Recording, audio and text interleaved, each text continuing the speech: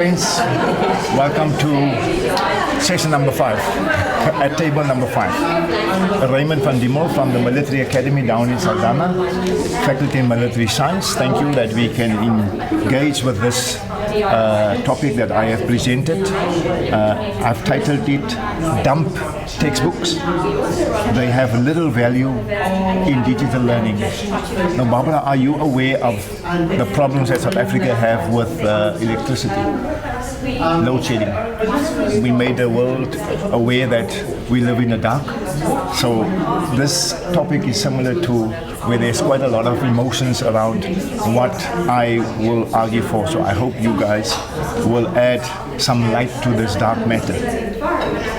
I'm saying that academic textbook, the academic textbook has been declared dead many times over. Progressive educator John Davey decried the textbook fetus back in 1890. Then we moved to 2009, where former U.S. Education Secretary Arne Duncan, who is the author of the best-selling book on the condition of education in the U.S., he wished out loud for textbooks to become obsolete. Articles on the demise of textbooks regularly appear with each new school year and also with the university. Opponents describe these books as only so much content, as an indifferent information dump, as dead tree versions of information that would be better presented interactively via multiple media. Digital learning, mobile learning, e-learning. That's paragraph number 1 of my argument.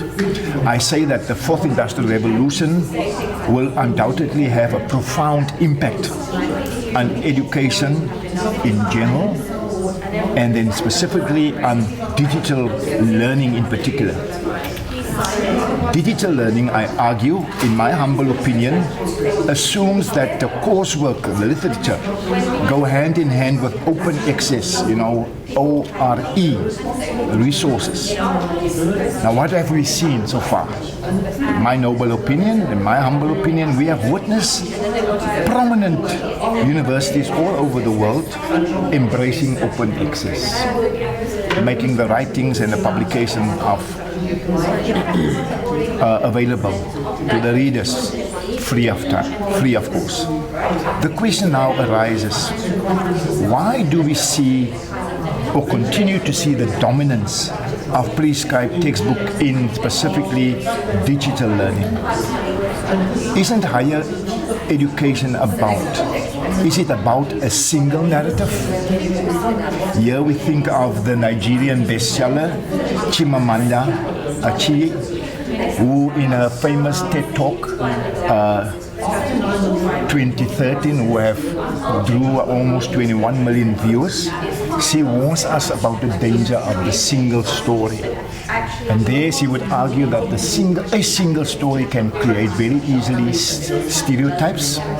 Stereotypes we then know is not always the truth, and it entrenches maybe a single narrative. It is an incomplete story, one story that becoming the only story, and that is the danger in higher education. This is precisely the danger inherent in relying on one or two textbooks in digital learning. I say further that far too many academics not only build their curriculum around prescribed textbooks, their favorite type textbooks, they worship those writers, but those textbooks not only comes to dominate assessments, tests and exams. When it comes to setting your memorandum, you pull out your favorite author, you pull out your favorite books, there is your memorandum, and if the student dare tread outside of it with their answers, it's not good enough. It's not even good enough to be considered as scientific writing on the part of the students. So we enforce this single narrative that if it's a single or two or more authors, then we give voice to their interpretation of events. I'm speaking more from a social science perspective, not more into the other, the STEM subject, science, technology, electric, and what is the other one, mathematics. Let me conclude by saying these things forces, if the textbook is also then an integral part of your assessment, it forces students into memorizing facts, parallel route learning as a method of study. I call for a rethinking, Mr. George, Dr. George, I call for a rethinking around the place, the role, and the significance of textbook in digital learning. I thank you for listening. Leads us to a question, how much we better bridge. Have I went over my 10 minutes? No, you have another 4 minutes to go. We leave it for Excellent. for engagement with the topic. Thank you. Great. So the question is there a assumption about what kind of textbook you're referring to? That it's I am only a paper-based one? clearly this is aimed at disrupting the digital learning as I currently come to perceive it at the military academy specific. So I don't know what is the situation in Switzerland or at your institutions, but I have been a victim and a beneficiary of where you play with the power of a textbook. To give you an example, when I did my honors with UNISA, the University of South Africa, I was studying then in a department that was predominantly male Afrikaners. And when we come to do South African history, we would be prescribed these textbooks that these people have written themselves. So if you want to pass and you have to do something on the Great Trek, on the Land Act of 1913, on the massacre at Sharpeville, or whatever, you have these textbooks that is the source of information. Dare you step out of that narrative, you will not pass. So, we just realize, let's play the game. I would then argue from an Afrikaner, nationalist point of view that this is how I see the history of South Africa unfold. I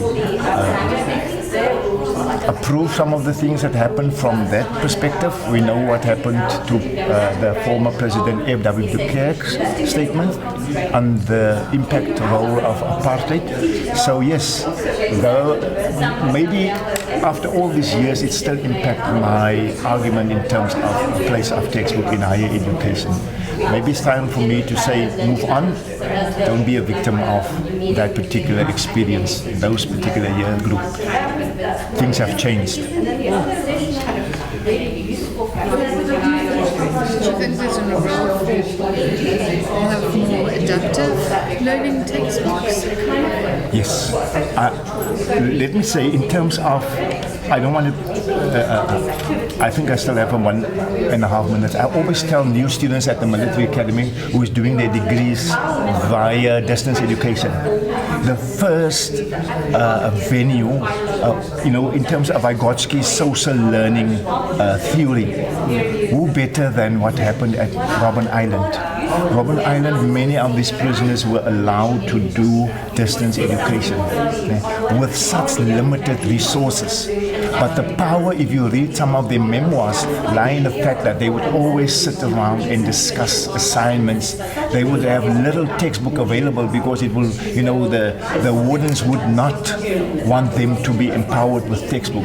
So the power of their knowledge was in group discussions, the absence of maybe a group of textbooks, and yet that was good enough for many of them to complete their degrees, and that speaks to professors also at UNISA. I might criticize what happened in history department, but those people in other departments maybe had a sense of, these guys can argue, they have a sense of critical thinking, so you cannot hold back them. Hence, Mandela could finish his law degree. It's interesting that when I completed the honors in history, one of my co-graduates was the late Ahmed Kathrada, but he was not allowed to attend the graduation ceremony in the Peru Civic. So yes, it's a good story around distance education and Robben Island as a learning venue built around Vygotsky's theory of social learning. That I think I've said it enough. What is your understanding? What do you teach, and what is the situation at your campus in terms of textbooks? Okay, I'm mostly involved with mathematics and science, so where the textbook is actually crucial. Because there's only one way you can solve. There's this, maybe it is different, but there's one way we're teaching how to solve quadratic equations. You're allowed to write down. What are you describing? The discussion, the idea.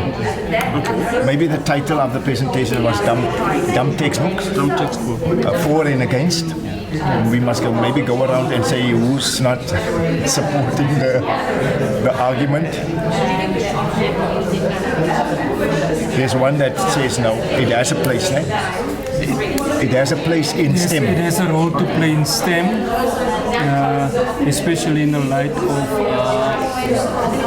the fact that the limited availability of open access resources. Can you confirm the status of OER in Switzerland, higher education? But I personally, having studied both in the European and the American system, for me the textbook was a really American invention, an Anglo-Saxon invention. It had no place where I actually went to university to begin with, in Austria. And I know from Germany as well, textbooks were not at the time really prevalent. Which year are we talking about? Well, we're going back to the 70s. No, that's fine. We're going back to the 70s. The 70s. I am also a product of the 70s. Yeah. So, there was much more emphasis being placed on different kinds of readings. And yes, if I maybe cite another very, very interesting example, when the Berlin Wall came down and I started going to Eastern Europe. We started doing capacity building in universities, and I would sit through a class where it was a foreign language class, where the teacher would basically recite vocabulary. And the reason they had to recite vocabulary was that there were no dictionaries and there were no libraries really for students to access. So I think we need to look at the context again of why our textbooks, why were they becoming important. I think from what I understood you say is that they're a means of imposing a particular interpretation of things. History, I think, is an excellent example. And to this day, even in the US, there are debates about, history textbooks and even science textbooks nowadays. My opinion on I don't want to confuse textbooks with rote learning. I do believe, just from how knowledge is created, we do have to have a mental structure of a domain before we can even create connections. Yeah, and I think textbooks allow people to create a knowledge structure. And I was very much opposed to when I saw one of the teachers of my younger children, wave his mobile phone and say, well, this is where their knowledge is going to be at. And I said, no, you're totally off the mark. This is not knowledge. This is bits and pieces of information that I don't even know whether I can trust. That is unstructured, and if young people do not have some sort of guidance in how to create a structure of a domain, and I think STEM is a good example of that, but so would be history and any others. There is no structure to put further information in, and it becomes atomized in bits and pieces. So I think I think you do need textbooks. It's a question of what a teacher does with it, and I think you hit upon that. What does the teacher do with it? I don't believe in making a business out of textbooks, as is the case in the U.S. It's a huge market, and should not be allowed. But anyway, so those are just some of my thoughts on the textbooks. And some of the open source textbooks you have now, you can actually adapt them for your own context. So you can bring your context within that text. Yeah, That's right. So And that it's doesn't mean it's your opinion, it's the context. So I'm a mathematician, so the examples you use are relevant to the country. Using American, we don't even use the same units of measure, and the examples don't mean anything. Geology as well, they've said, certain examples mean nothing to the South African context. So I think you can contextualize the open source textbooks, and I think that's important, but it could be then argued that this is our opinion and you're not exposing them to the bigger world. yeah.